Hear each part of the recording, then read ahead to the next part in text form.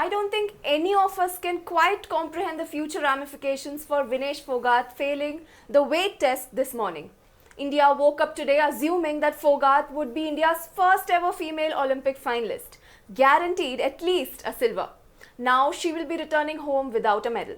She was amazing in all her bouts this week and deserved to be on that podium today. This is tragic. The Indian delegation pleaded for some more time to give her a chance to shed the last 100 grams, but to no avail. Phogat's disqualification was followed by a flood of reactions on social media as well. Yes, what we are here to discuss is who is responsible for this state of affairs. Was everything done to ensure Phogat could shave off 100 grams? I mean, literally shave off and put a cap on like a swimming cap. It's crucial to recognize where the blame truly lies. Vinesh's medical team made relentless effort throughout the night so that she could meet the competition requirements but did not manage to do so. She, in fact, had to be taken to the medical center because she was feeling dizzy due to dehydration. And most sports persons find maintaining the weight in period challenging as they have to tailor their water and fluid intake to ensure peak performances while ensuring that calories and bulk resulting from them do not affect their weigh-ins. As per the rules, if an athlete does not attend or fail the weight in the first or the second weigh-in, they will be eliminated from the competition and ranked last without rank. What's even more frustrating is how political parties are engaging in blame game without having all the facts right. Yes, Vinesh Phogat follows a very strict diet if we talk about her diet plan, prioritizing high protein, nutritious food to maintain energy and strength and avoiding sweets and ghee. Vinesh mainly focuses on high protein and nutritious food which helps maintain her energy and strength. For her breakfast, she prefers to eat eggs, dalia and fruits. She keeps her lunch simple with dal, chapati, salad and curd. She keeps her dinner light with soup and salads and takes every meal in moderate quantities. Phogat loves to drink milk and enjoys eating curd which provides proper nutrition to her body. Well, with that, let's start our segment. I am Sanjay Ponnappa. I'm Deepthi Rao. And joining us to answer or debate or discuss about this important question, what is the reason for Vinesh's disqualification? Why could she not shave off that 100 grams, that last 100 grams that turned out to be so important in India's Olympic campaign? And to talk about this, we have with us a nutritionist who's formerly been associated with Olympic medalist, two-time Olympic medalist Sushil Kumar, Ryan Fernando. Welcome to the show, Ryan. Hi, Sanjay. Thanks for having me. And also we have with us a sports journalist who has been around the world, who has visited several continents of the globe and covered news and understands sports like very few others would. We have with us Vedam Jaishankar. Hi. Hi, well, starting off this discussion, what do you think? How do you feel about this 100 grams? Ryan, how important and how devastated? What is your feeling about this 100 grams that has shaken the country today? It's a sad day. I was very angry when I heard the news because 100 grams versus a gold medal. People do not understand the impact of this. Had Vinesh done the silver or gold, millions of girl child would have been saved because the Indian diaspora will say that the girl child is amazing. So we've lost out on that opportunity. Now I've worked with Sushil Kumar in his 2 Olympic medals, okay, and in weight category sports, whether it's boxing, taekwondo, judo, or wrestling. You have to meet the weight category about a year in advance. Yes, you have opportunity that you will take part in a lighter than your body weight category, but I think we can't blame government, we can't blame support staff, we can't blame Vignesh. It's the growth of our country and it's a systemic failure. So I'll give you a very simple example. She's an Olympic level athlete, but does she have an Olympic level support team? So like you go to get your PhD, right? You don't go to your kindergarten teacher to give you your assignment. So what I believe over here is the support systems that India is building, which rely on NGOs and certain people who collect corporate money and then get the teams together and put it forward. I was just looking at one of the corporates searching for a nutritionist, and they said 3 years of experience. Now, Sanjay, even you taking a diet plan for me would not take a nutritionist with 3 years of experience. So imagine what we need to do. And then we have the doctors, with due respect, the doctors are not nutritionists. So what has happened is either sabotage, which is unknowing. She could have had a sports drink with lots of sodium, which causes your body to retain water. She could have had an injury internal to her body, but she had the medical team with her. But what I feel is missing, and in this Olympics, I have only one athlete, which is a skeet shooter. I have actually more international athletes than Indian athletes. And the logic here is athletes train really hard, but they do not want to be disciplined in their diet.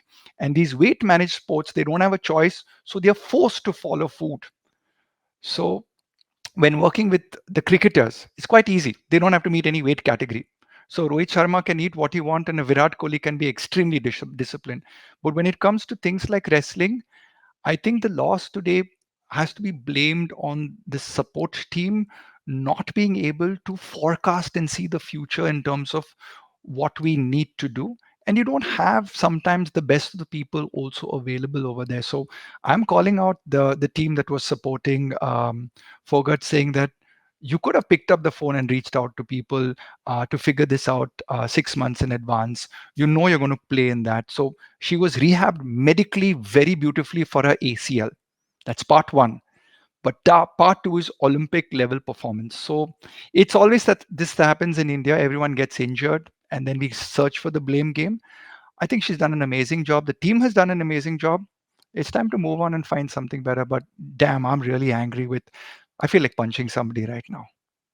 And sabotage, that's the word you use. That's a pretty strong word, Ryan. Now, Vedam, your thoughts on that? Yeah, I certainly wouldn't know if there was sabotage, so I wouldn't like to comment on that because I personally feel that everybody tries to do their best. It's not just the coaches and the athlete himself who wants the best. It's always good on somebody's CV to say that they coached a Olympic champion or an Olympic athlete. Anybody's CV, whether it's a trainer or a dietitian or coach or anybody. So I think everybody always tries to get the best of it. But one suspicion I have: what would have happened? Let's say she was paka weight, at the end of all these things that she did last night, like those two saunas and the cycling and the dieting and the not eating, etc., etc. Supposing the final was today, would she have been in a position to fight at all? From what we hear, she's now been hospitalized for dehydration. You know, so she wouldn't have been in a position. The problem I have, like look at heart, yes, it's a great loss for India. It's a great loss for us. We would have loved her to get the medal. We would have loved her to get the gold if possible. But when you look at it logically, why is it that we are so intent on this jugaad business in everything that we do? Whether it's in sports or whether, it's running a television commercial, anything we do in real life. We're always looking for jugaad, jugaad, jugaad all the time. There's so much of time, so much of energy, so much of effort put into that jugaad. Do we really need that? Why can't we be better prepared? Let's look for athletes who are already below 50 rather than going for somebody who's 57 and trying to bring them down to 50 so that they can be, a medal prospect in the under 50. Mentally, that's what I'm thinking.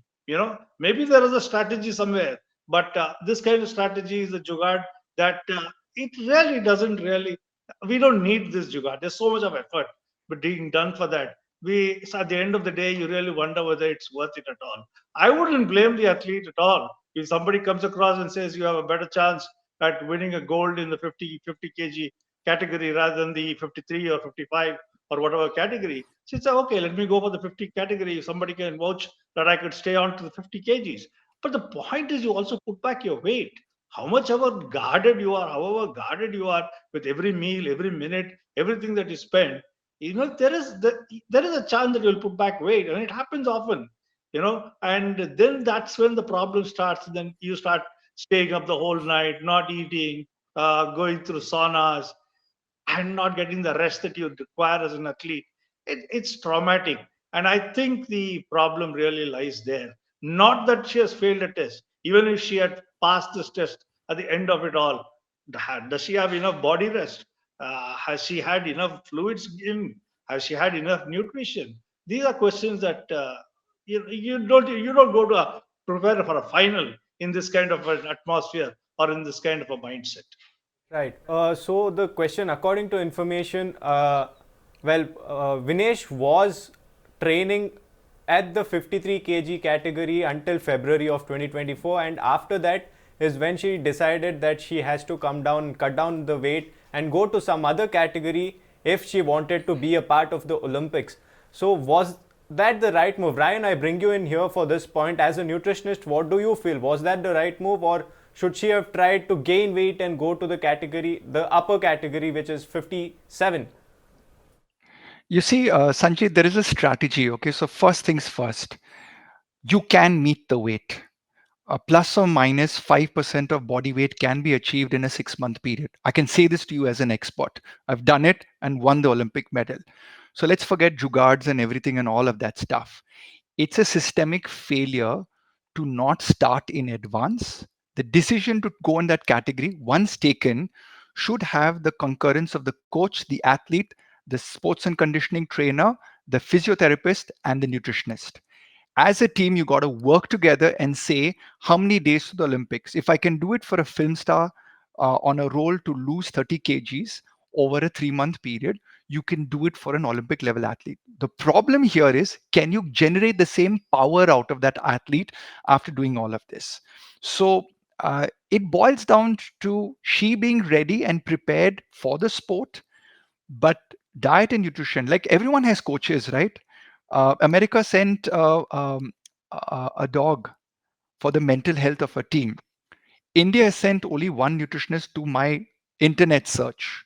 I have waited for 2 decades to join any Olympic team, and I always get replaced by federation officials.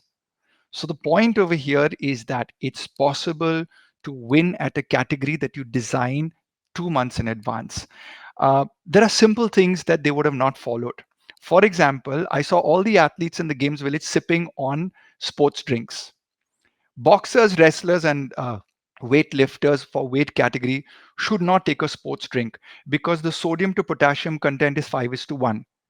So you can meet Vinesh the previous night and give her a sports drink, and she could gain 300 to 800 grams.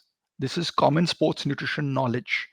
But medical doctors may not have this knowledge because they don't train in nutrition and they are not sports nutritionists. Coaches back up as nutritionists because the necessary funding to have the people there on call. Also, athletes are like, hey, what is it? I remember writing for Sushil Kumar, you can eat only 3 dates, 3 khajurs. He's like, how can I eat only three? Yaar? So, like, you want to win a medal, you eat only what I say. So, at the end of the day, there needs to be a powerful support system of science. And when our athletes also behave like rock stars, you need somebody to slap them on the wrist, like the foreign coaches put the athletes in place. Like, you need to do this. We need to push it. And obviously, whenever somebody wins, everyone wants to be the father of the success. And when somebody loses, nobody wants to take the blame. So, going forward, I feel India is the fifth largest economy in the world, but we're somewhere in like 50th place. So whatever I'm doing today as a nutritionist, more from a patriotic point of view, is like I put out a message on Instagram saying, any Olympic athlete, come to me for a free coaching program. Guess who I'm working with? Kenneth Bednarek, one of the fastest 8 Olympic athletes in the world in the 100 meters. Unfortunately, he won seventh, but he's doing a nutrition plan. He's calling me the day before his race. What do I do? There's no beetroot, there's no butterhead lettuce, there's no beetroot available. What can I do? Whereas the Indians didn't have proper diet support, they didn't carry a chef. So we can look at the mistakes that are there. And if India wants to host the Olympics, we need to start with that 10-year-old in the living room right now listening in, because 20 years later they're going to be in the Olympics and we're going to still have this systemic thing.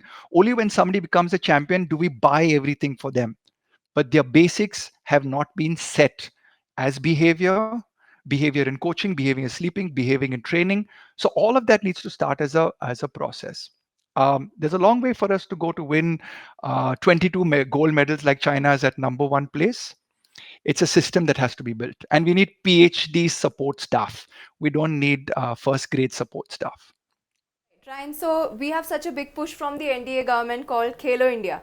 But do you think that the support, the support staff training, it's still not on par with these giant powers that you mentioned, like China or USA? See, there are two parts. Okay, so Kalo India is an amazing initiative. So you have to understand the money is now, the money is just coming in now to the government in the last 15 years. So they have some money to allocate to sports. But once you give it to them, the bureaucrats in the system have their job. They're not going to rock the boat because they have their career, they have their pension coming to them. Somebody like me in private sector is hammering everyone because I am not answerable to some babu, yes sir, no sir. I am about winning it. So either you replace me or don't replace it. So like how they replace the coaches. So Kalo India is something amazing. We need to fund more athletes, but that's funding of the athletes. But what about the coaching system that you need to develop in the country? What about the SNC, strength and conditioning, you need to develop? So it's like, just imagine a simple thing, which is I need to have first standard coaches to PhD coaches for every sport and replace that with SNC, physiotherapists, masseurs, nutritionists, mental coaches, exercise physiologists, and biomechanics experts. An average Olympic level athlete should have 12 to 15 people as their support team traveling with them. Well, you don't get enough of that. India sends 116 athletes. We should have had 1,000 Indians in France. We should be having hotels and restaurants catered for our team. We should have our own sports village over there because the athlete needs to feel cared, loved, and taken care of.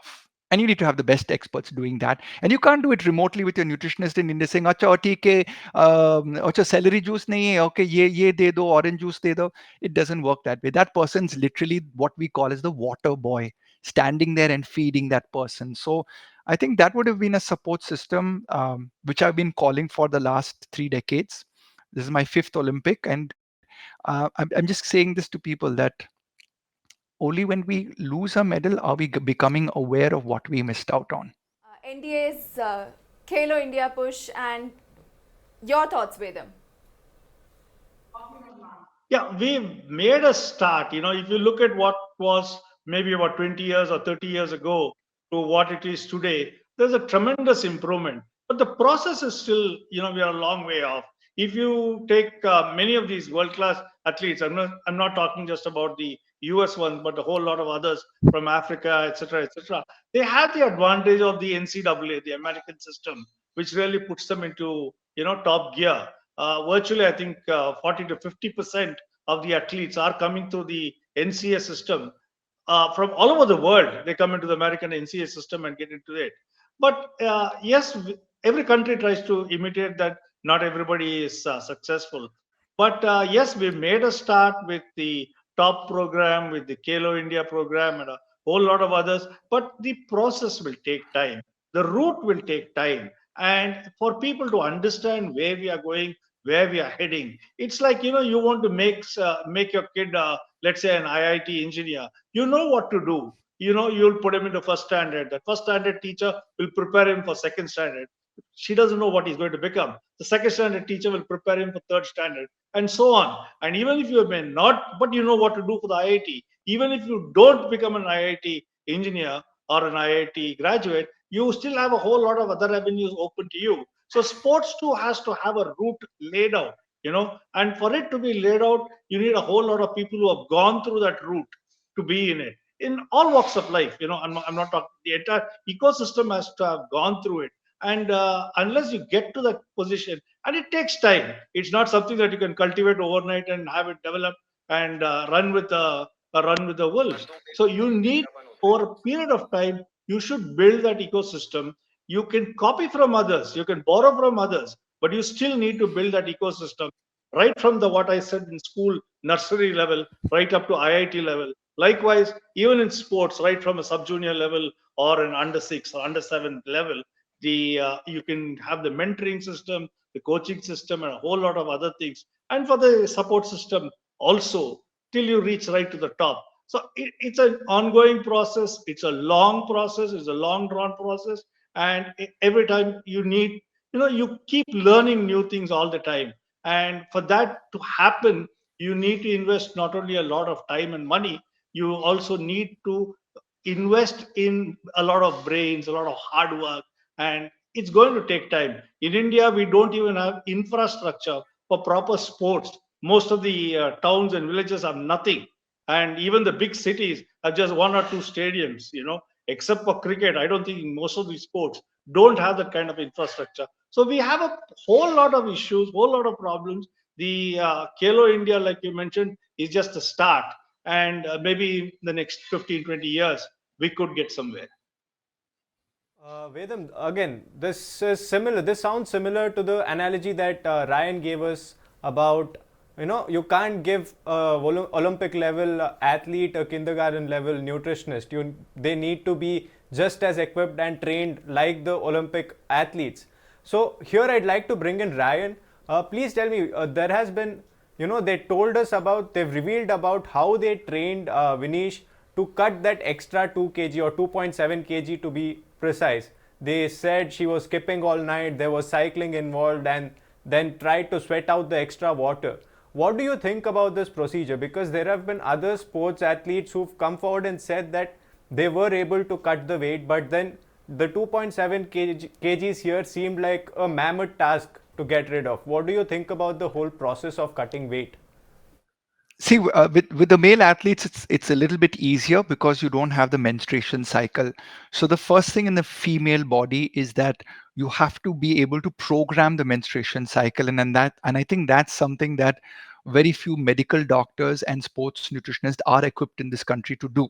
So, for example, I have a boxer, and we took her from 67 kgs down to the 60 kg category over 1 year, and we constantly monitored her menstruation cycle. So could it be that she was either in the luteal or follicular phase and there was an issue? So I don't have clear data. She is not my client. But if she was my client, I would look at body fat percentage, I would look at sweat rates all before the Olympics. And what you're attempting to achieve over here, you dress rehearsal 6 to 8 weeks prior, because you know when you go into the Olympics, over a 7 day period, you will have 4 to 5 bouts. And so you know the timetable in the Olympics around June. And because you have that, you do a dress rehearsal of meeting that weight, eating that same food. In fact, when I was talking to Kenny, I was like, you are vacuum packing whatever you are taking to Paris from the US. He says, no, I'll get it there. I said, no, you're not going to risk it. You're going for a race. It's like Formula One. They carry their own vehicles, their own fuel, their own tires. So we have to do the same. So if she did not meet it, I would say that there may have been some medical issue or injury inside her body, or she would have consumed unknowingly something that would have loaded her muscle glycogen. You see, you have 800 grams of glycogen in the human body, which stores 3 molecules of water for 1 glycogen. So 2.54 kgs of water can just go up. So when you ask me as an expert, a plus or minus 1.5 to 3 kg weight loss is your range of operation. So I should be able to go in that. For her body not to respond is very interesting, because she would have already done it 5 times, which means her body can go back and forth. So for it to flare up suddenly, there are only two possibilities: some sort of injury, or some sort of unknowingly taking the wrong items before or after the last fight, or a contamination of some food where it had high salt or high sugar, and maybe the athlete wasn't astute enough. She's a wrestler, she's not a nutritionist, right? Now you will say to me, there is a support team. Dr. Padiwala, with due respect, came and gave the statement that they did everything possible. But Dr. Padiwala is not responsible for nutrition, is what the country needs to understand. The poor man shouldn't be put in front of a camera to justify what is done, because he's a medical doctor. This is the function of the sports nutritionist or exercise physiologist. And India needs more of them on the boxing team, judo team, taekwondo team, and wrestling because these are weight managed sports. And by the way, if you ask me to handle any of these sports, I'm too old right now to take that stress in life because it's really, really stressful to handle it because uh, a gun is pointed at your head for the athlete to meet the weight. Like you said, the medical officer even mentioned that she had to cut her hair and the vest that she wears, even that was cut short. So he was, laying down everything that they did at the last moment to make sure that she falls well within the, weight limit. But like you said, uh, a coach, a nutritionist is very different from a medical officer. But this just goes on to show how much, 100 grams cost us a whole gold medal or a silver medal, whatever we were. But I knew that she had her eyes on the gold. It was very apparent from the beginning. India Today has made a post about what all weighs 100 grams. It's a little interesting if you see. There is a T-shirt. It weighs 100 grams. My spectacles weigh The 100 Dettol grams. soap. Dettol soap. Yeah, the specs that Ryan is wearing too the fiber might weigh 100 grams. Two eggs cost, weigh 100 grams. Parle G biscuits, 100 grams. Amul butter, 100 grams. Banana weighs around 120 to 140. So 100 grams, it might not seem so much, but for this athlete, it's cost the country a medal.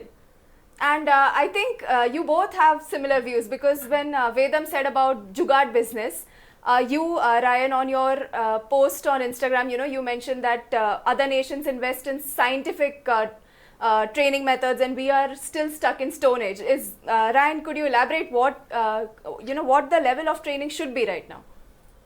Why do all our top level athletes go abroad to train with a foreign coach? Because they understand that that coach has the necessary Olympic bandwidth to get you to that level, right?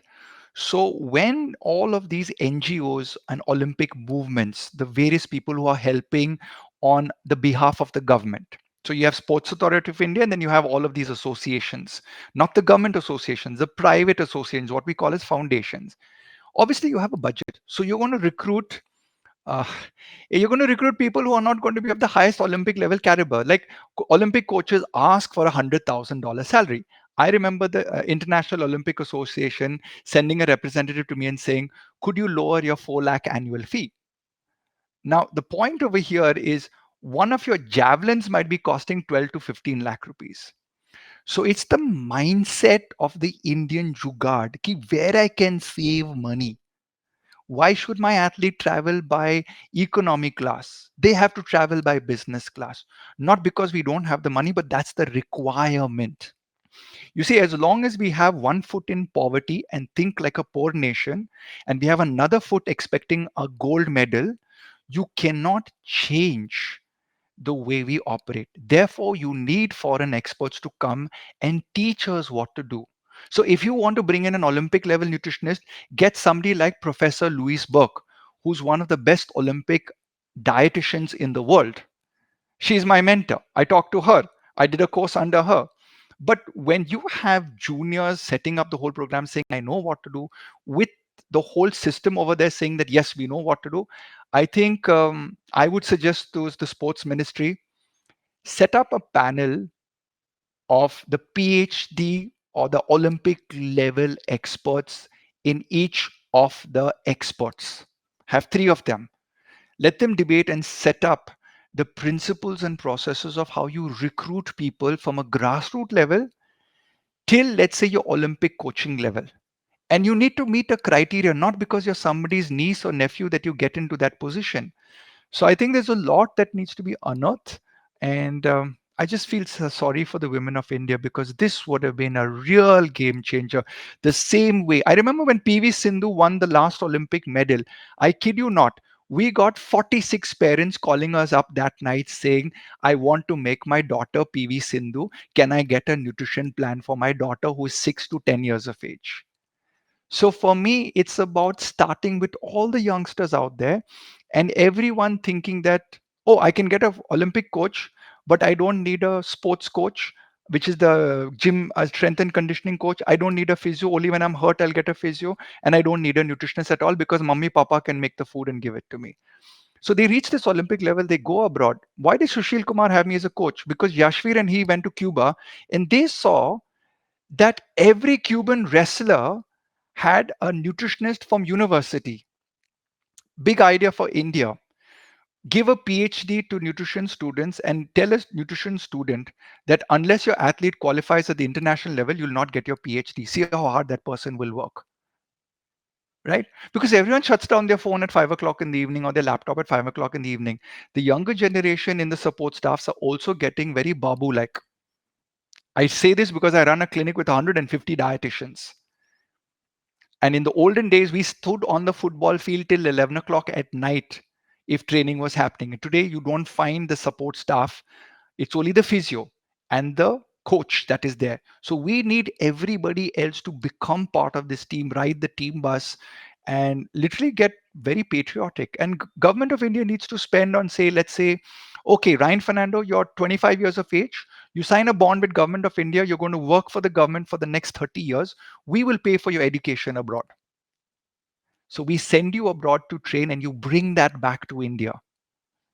And then you start working and then you get first Olympic experience, second Olympic. So by the time you're in the third Olympic, any small superstar comes and you give them one thappat and say, boss, this is how you need to eat. This is how you need to train. The Chinese system. Today, what happens? They all become rock stars and you can see the coaches sitting there like this. And when they get a mouse like Lakshay Sen, then all the coaches start pounding their chest. Come on, dude. You can't attack an athlete after they have lost. You got to attack the athlete before they get into the Olympics. You got to pound them before that off camera. So, in my eyes, all the Olympic level athletes are massively successful from our country.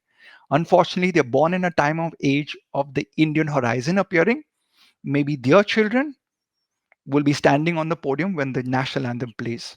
I might be dead by then. Right. Okay. You've beautifully just told us what the problem is, and also given suggestions for the solution of it. I'd like to bring in Vedam into this. Vedam, as a sports journalist, you have this abundant experience, but in your experience, tell us this: what do you think is the scenario of Indian sports when you compare it, to the development of the sports staff, the support staff in various sports across? Because cricket surely might not be facing this issue the way the Indian Olympians are facing right now. Yeah, but cricket also has had a head start in many other ways. Even as far as you already have an NCA, you have a coaching program to coach the coaches or rather train the trainers. And that also is for various aspects of it, for their diet, for their physical fitness, for the coaching, for the cricket coaching, for the fielding drills, etc., etc. I'll give you a small example. Earlier, the fast bowlers either used to stand in slips or somewhere close by because it was believed that they shouldn't throw. If they throw, they'll hurt their shoulders. And it was Australia which first came up with the thing. So let's have a look at baseball. Every baseball, they're throwing at least about 400 to 500 throws per day, and nothing goes wrong with their shoulder. So why is it that only cricketers' shoulders are going haywire?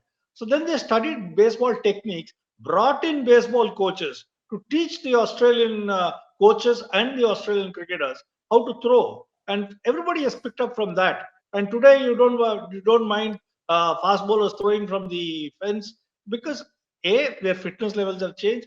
B, the technique itself has changed. You have imbibed technique from other sport into it. Likewise, fitness level. Yes, Rohit Sharma may look that he is not fit, but don't forget that we have the yo-yo test and a whole lot of other things which are brought in to make the game fit. So cricket also has evolved over a period of time. You will not find cricketers today like maybe let's say 20 years ago or even 15 years ago. You will find them far stronger and far more fitter than maybe Kumble or Saurav Ganguly or the whole lot of them. So today's cricketers like Virat Kohli and the others are far fitter, and it shows in the results that they get. It shows in the mental toughness that they have, and likewise, other sports also has to borrow from that. In India, what we really have noticed is it is like let's use badminton as an example now. Uh, if you're going to look at somebody like Gopi Chand, he's gone through the whole process. He knows the route. So it's easier for him or for Prakash to train future champions. And they're doing a great job about it. So they know the route, they know how to get there.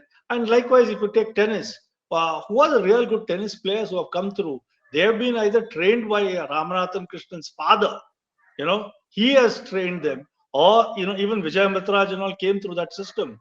And later Vijay Amritraj started the Britannia Amritraj Trust, which helped people like Leander Pace get in. Likewise, Mahesh Bhupati's father was a tennis player.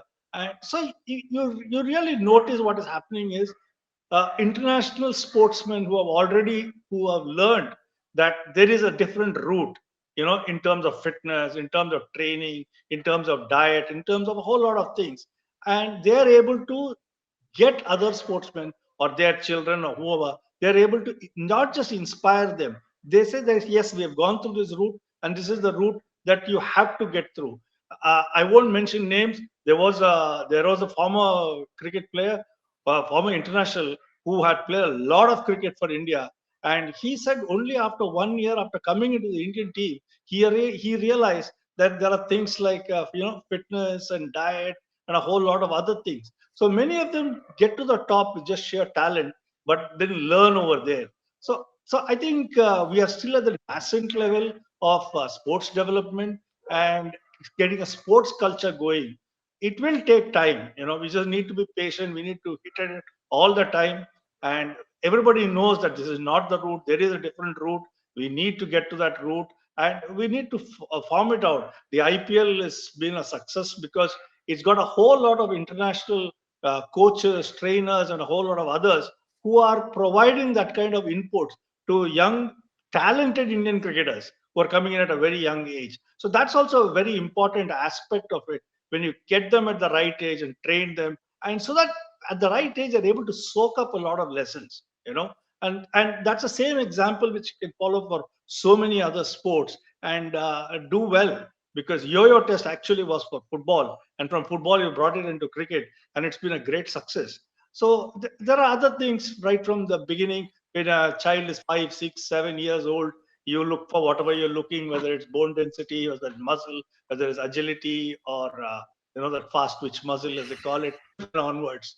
So like I said, But it's a Vedam, sorry to process. cut you off, The process will but take time. the question is actually, does it seem like sports apart from cricket is declining in today's time, or do you actually see development, since you spoke so much about sports development? Because, well, personally, I come from Coorg, which actually gave a lot of hockey players. There have been a lot of Olympians as well, medalists, gold medalists too. But when you look at the recent years, there's nobody from Kodagu or Coorg who's representing the Indian hockey team, and that is actually alarming. Especially personally for me, it is very alarming, and that trend has been there.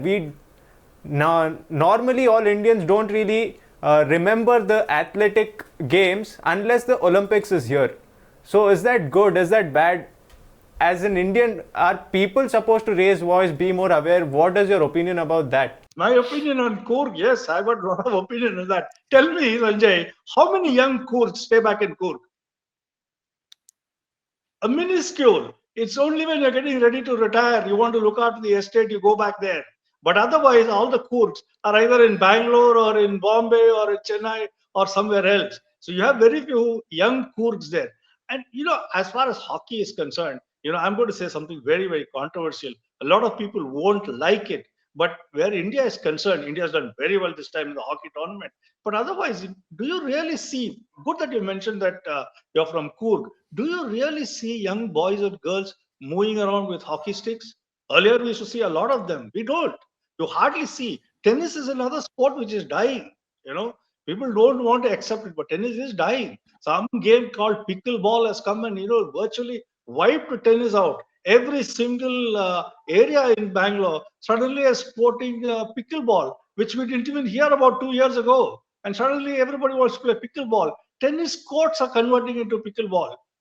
So the evolution of sports, especially where hockey is concerned, I think in Karnataka, you mentioned Coorg. In Karnataka, I think hockey is a dead sport. Tennis is almost dying. So it may be very controversial to say this, But this is the harsh fact that you have come across. And Coor, yes, the families play hockey these days. You know that. It's really not the youngsters who are playing. I think you may have somewhere revealed Sanjay's retirement plan there. He's also keen on going back. But something you said stuck with me, that IPL is a great success because international players are, coming to India, and some kind of sports culture exchange is happening. That's somewhat similar to what Ryan also said. He said that international coaches are training athletes, and their way is much effective, I would say, because they know how to put the rock stars into their place. Ryan, here I want to know what this rock star reference is, and why we are calling our athletes rock star, and what is this putting the place that you refer to. So basically, what happens? Okay, we have this subservient attitude in India that when I become a celebrity, I become a film star, I become a rock star, I become a sports celebrity. Um, the behavior of the person changes, so you tend to look down on everybody else. That I've reached this level, so you are nobody. So when you start working with foreigners, we just have this Gora complex in us that I studied in Scotland, so uh, oh yeah, you come from a country where there's bullock carts, you're poor, and like, no, we are not poor, but India is now coming to its level. But the thing is, they have experiential wisdom, and they call an apple and a pear a pear. So if you're doing wrong, we Indians will try and do a jugaad method to try and convey to an athlete what's the problem. There is no problem. Dude, you're an athlete. You have to behave like an athlete. You're like a soldier, right? So you can't behave like a rock star and say, I'm going to get up at 6 a.m. in the morning instead of getting up at 5 a.m. in the morning. I don't like you as a coach because you told me to my face. So I'm going to change you as a coach, right? So I think that's why the team sports are a little better, like cricket and hockey, because if somebody misbehaves like a rock star in the team, they just throw them out. Whereas it's the individual sports where you have to kind of massage the ego of the athlete. But having said that, it's like I don't think the athlete falls into that category of saying I'm going to become a rock star and then ignore the people that are training me, or I want a foreign coach, I will not listen to an Indian physiotherapist. I think it's a function of we only train, and there's no semblance of other training. Like, for example, I've trained so many athletes and they don't even know how to give media interviews. They don't know how to autograph correctly. So there is no grooming of athletes in our country. So behavior also comes from grooming. How you eat comes from grooming. How you think comes from your family background. And you see, you said about people not taking up sports anymore. Why? Because where is the proof in the pudding that if you don't win an Olympic medal, will you ever be able to make some earning or living from it? So we only support the athletes once they win a medal. But do you know, in UK, the athlete is given a stipend. The cost of my diet plan and my supplements works out to 42,000 rupees per month. Not an Olympic level athlete, an athlete who's training at grassroots levels to become an Olympian 10 years later. Who's going to foot that bill? Does that child's parent earn a disposable income which can keep aside 5 lakh rupees only for diet and nutrition? What about equipment? What about training? So, unless you subsidize through grassroots levels the equipment, the coaching staff, the support system, and tell the athlete every year that you win, you get this purse, they will move in the direction of sports as a career. India is a sports loving nation. India, no sports doing nation. This is what a Japanese guy told me once when I asked them to bring technology to India. No, no, no. Ryan San, India only sports loving, no sports doing. So we will do everything for advertisement on TV with brands and endorsements by leading brands in India. But when it comes to taking our child on the weekend and filling a stadium for them to watch sports, the biggest hockey tournament in the world comes out of Kurg, and nobody goes to attend that. Why? Because everyone's on the internet and TV. So I think our priority is to encourage the nation. We'll slowly build, but till such time we're winning. And look, we're playing cricket. I get my bread and butter from a lot of cricketers. But dude, how many countries play cricket? So we are at the top of cricket. Oh yeah! So we blow the flag and we hoist the flag and everything. I think we need a lot more wins. And today was a travesty of I think luck for Phogat, that she lost it out, because otherwise the flag would have been flying really high, and a few million girls would get into sport just because of that. So I think there's a lot of work that we have to do. I think talking about it is one thing. I've offered my services to the government of India free of cost at 1 rupee a year. Never heard back. I'm on the Olympic Doping Committee free of cost to encourage people to not take supplements that are banned. But at the end of the day, one of my invoices is still pending from the government of India for an Olympic level athlete. But then that's another story. Vedam, I'd like to bring in here.